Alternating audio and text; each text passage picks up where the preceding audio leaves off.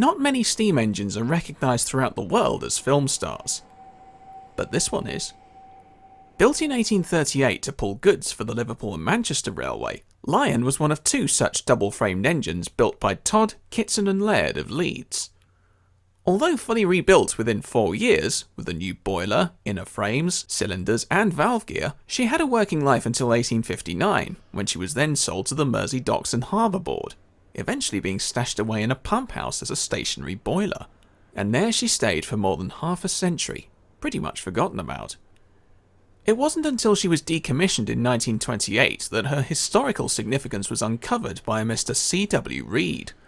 The decision was made to restore the engine to full working order, and work she did, running on special occasions and publicity stunts for the LMS, as well as minor film roles in Victoria the Great and The Lady with the Lamp before she was prepped for her most iconic performance. Ealing Studios cast her to save the day for George Ralph & Co. in the Titfield Thunderbolt of 1952. Although she appeared in 2 other films prior to this, everybody remembers her for Titfield. And like all great actors, she suffered a bit for her art. Damage was attained during the sequence when the inspector's train was pushed into the back of the engine. But she was still able to run on limited occasions afterwards, including the Rocket 150 cavalcade in 1980. But in 1994, the decision was taken to retire the engine indefinitely. Sadly, the chances of her running again appear to be plagued with concerns over health and safety, and how much of her would need to be replaced.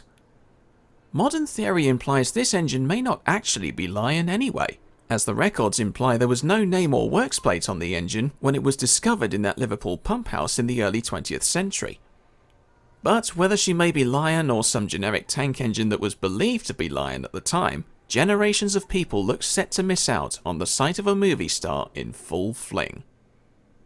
So how long before we see a replica?